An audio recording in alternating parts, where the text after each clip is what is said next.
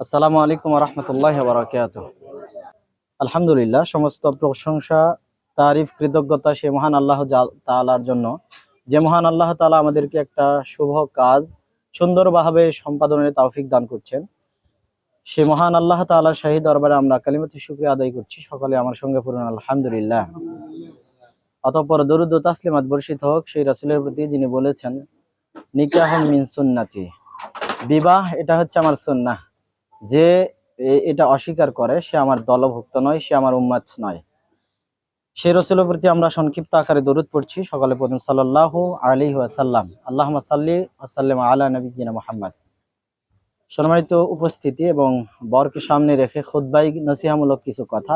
আল্লাহ তাআলা আপনাকে বলেছেন, ইয়া আইয়ুহাল্লাযীনা আমানু কু আনফুসাকুম ওয়া আহলিকুম নারা, হে বিশ্বাসীরা, তোমরা নিজেদেরকে জাহান্নামের আগুন থেকে বাঁচাও আর তোমার পরিবার পরিজনকেও জাহান্নামের আগুন থেকে বাঁচাও। ওয়াকুদুহান নাসু আল হিজারা, যার ইন্ধন হবে, যার খড়ি হবে মানুষ এবং পাথর। আমরা জানি জাহান্নামের খড়ি হবে মানুষ এবং পাথর। আল্লাহ ভয় করতে বলছেন, আল্লাহ ওই জাহান্নাম থেকে বাঁচতে বলছেন আপনাকে এবং আপনার পরিবারকে। আজকের আগ পর্যন্ত আপনি একটা পরিবারের সদস্য ছিলেন, কিন্তু আজকে বিবাহের মাধ্যম দিয়ে আপনি পরিবারের কর্তা হয়ে যাচ্ছেন। আপনাকে লক্ষ্য করে উদ্দেশ্য করে রাসূলুল্লাহ সাল্লাল্লাহু আলাইহি সাল্লাম বলেছেন, আলা সাবধান, কুল্লুকুম রাইন, তোমরা প্রত্যেকে দায়িত্বশীল, ওয়া কুল্লুকুম মাসউলুন আন রাইয়াতিহি, আর তোমাদের এই দায়িত্বশীলতা সম্বন্ধে হাসরের মাঠে, কিয়ামতের মাঠে তোমরা জিজ্ঞাসিত হবে। তাহলে আপনি এই গুরু দায়িত্ব নিচ্ছেন নিজের কাঁধে, অবশ্যই মন মানসিকতা আপনার ঠিক করতে হবে যে এই দায়িত্বের ব্যাপারে আমাকে জবাবদিহি করতে হবে।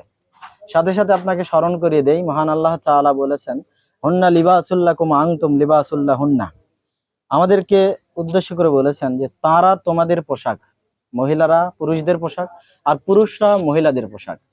এই আয়াত সামনে রেখে আপনাকে বলতে চাচ্ছি যে এর আগ পর্যন্ত আপনি এই পোশাকটা পরিহিত ছিলেন না, আজকে আমরা এই পোশাক পরিয়ে দিচ্ছি। সর্বাত্মক চেষ্টা করবেন এই পোশাকের মান অক্ষুণ্ণ রাখার। আমরাও এই বইটিকে দোয়া করছি মহান আল্লাহ তাআলার নিকটে, আল্লাহ তাআলা আপনাকে এই পোশাকের মান, মর্যাদা, ইজ্জত, আব্রু রক্ষা করে জীবন পরিচালনার তৌফিক দান করুক। তার সাথে সাথে বলছি যে এই আপনাদের বিবাহের মাধ্যম দিয়ে যে স্বামী স্ত্রী সম্পর্ক তৈরি হচ্ছে, সেটা যেন জান্নাত অবধি টিকে থাকে, আল্লাহ কবুল করে নিক।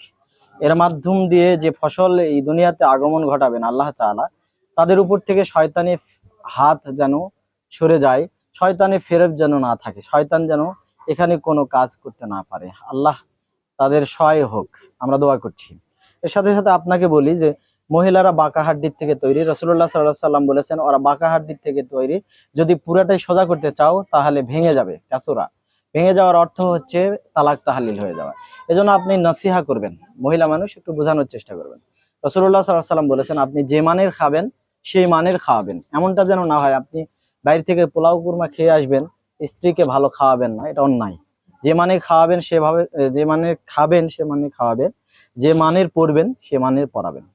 সর্বোপরি আপনাকে আমাকে প্রত্যেককেই মহান আল্লাহ তাআলার দিকেই ফিরে যেতে হবে। তাই আপনার প্রতি আমার নসিহত থাকবে, আপনি নিজে সালাত আদায় করুন, নামাজ আদায় করুন, আপনার পরিবার পরিজনকে সালাত আদায়, নামাজ আদায়ের জন্য সর্বাত্মক তাকিদ দিবেন। আল্লাহ তাআলা আপনাদের জন্য এই ইসলামী বিধানগুলো মেনে জীবন পরিচালনার জন্য সহজ করে দিক। আমার মেয়ে লিপিকে আপনার সাথে বিবাহ দিলাম। আলহামদুলিল্লাহ কবির।